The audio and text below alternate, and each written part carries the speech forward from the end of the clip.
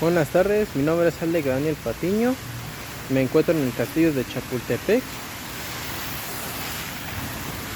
y hoy les hablaré acerca de lo que vi en el interior y de su contenido en general. El origen del castillo de Chapultepec se remonta al virreinato de Nueva España, cuando los virreyes solían frecuentar Chapultepec como zona de descanso y recreación. Bernardo de Galvez ordenó el inicio de su construcción el 16 de agosto de 1785. En cuyo diseño participaron Francisco Vanvitelli y Manuel Agustín Mascaro. No obstante, quedó abandonado durante un par de décadas hasta su adquisición por el Ayuntamiento de México en 1806. A principios de los años de 1840, el heroico Colegio Militar estableció su sede en el castillo, periodo durante el cual se construyó el Torreón Caballero Alto. Tuvo un significativo rol durante la Batalla de Chapultepec, como parte de la intervención estadounidense en México, en 1847, al ser el último bastión de la defensa. Durante la intervención estadounidense en México en 1847, el recinto fue objeto de un asalto por parte del ejército invasor que ocasionó varios daños y la muerte de varios cadetes del ejército mexicano. Al ser considerado como el último bastión de defensa nacional, cabe resaltar que el sitio estaba ligeramente fortificado, al disponer de 4 a 7 cañones colocados en la parte más alta del cerro, y se instalaron blindajes en los dormitorios, así como sacos de tierra en forma de cerco perimetral para resistir el ataque. Un total de 832 soldados y cadetes custodiaban el castillo bajo el mando del general Nicolás Bravo. Tras la derrota mexicana, después de 14 horas de asedio del castillo, los estadounidenses ocuparon la Ciudad de México hasta la firma del Tratado Guadalupe Hidalgo, mediante el cual el país cedió más de la mitad de su territorio a Estados Unidos.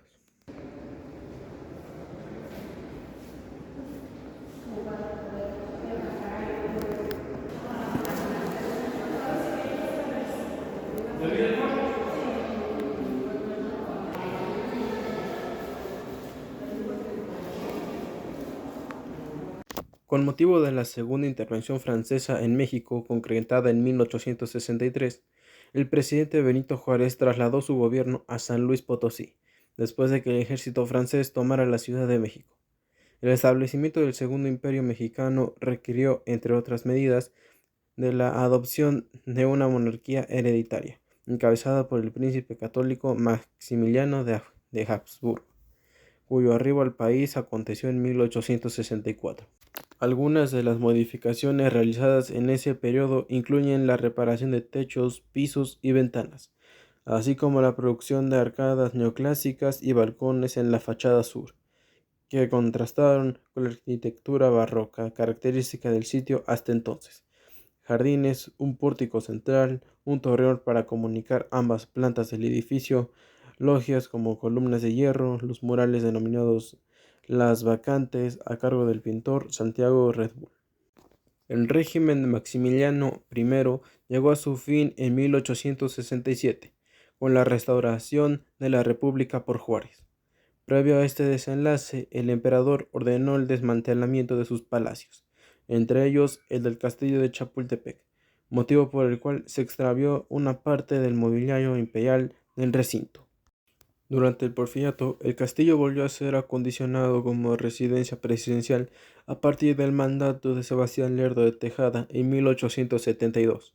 4 años después, durante el periodo del Porfiriato y con el propósito de observar el tránsito de Venus de 1882, el ministro de Fomento Vicente Riva Palacio solicitó la construcción del Observatorio Astronómico Nacional en el Caballero Alto de Alcázar de Chapultepec, cuya inauguración ocurre el 5 de mayo de 1878.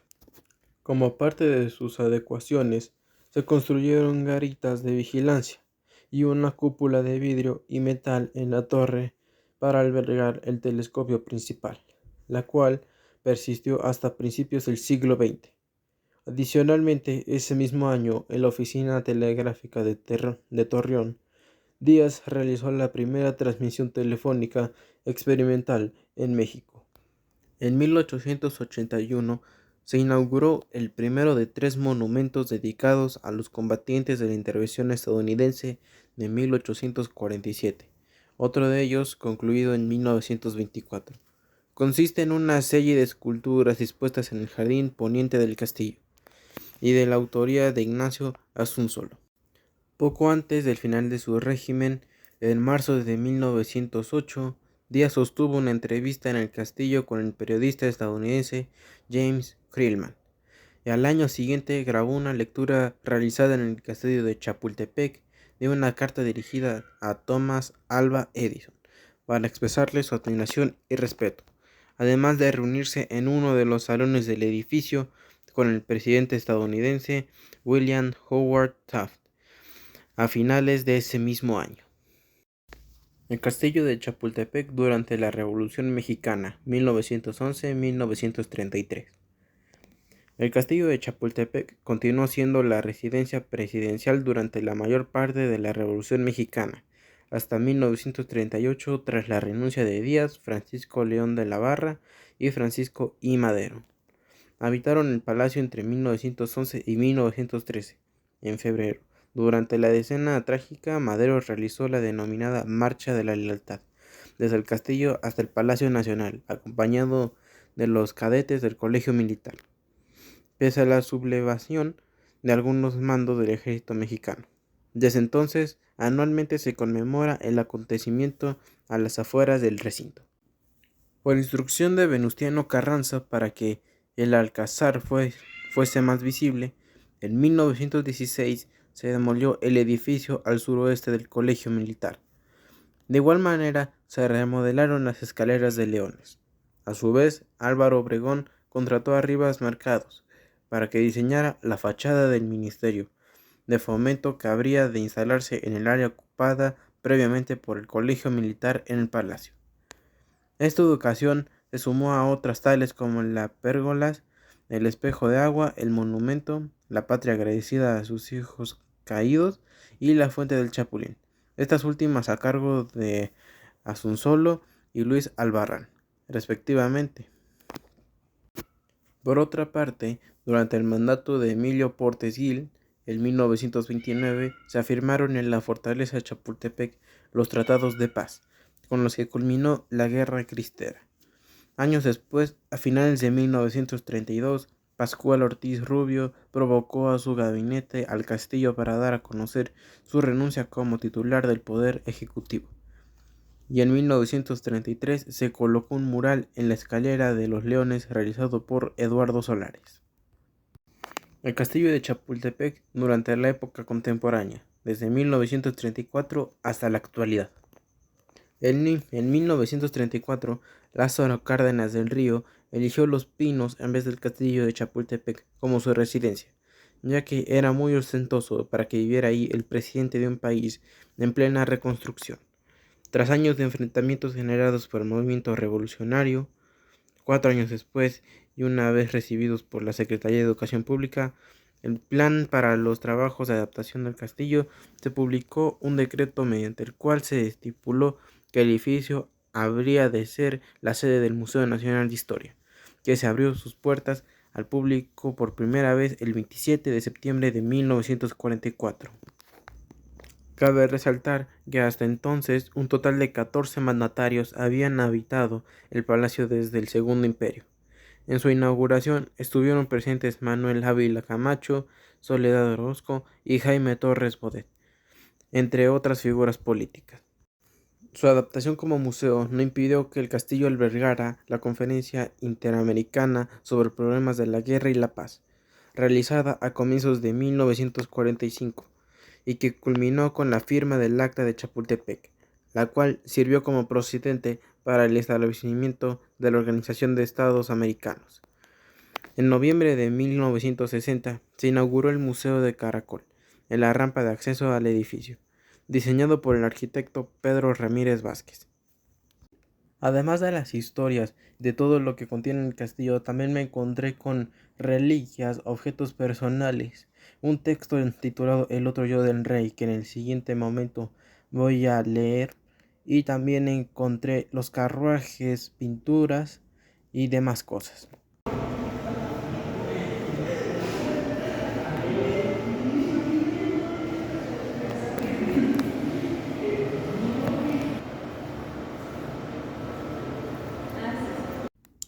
El otro yo del rey.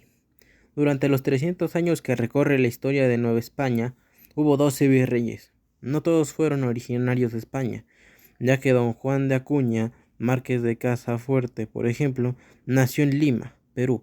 El segundo conde Revillagigedo de La Habana, Cuba.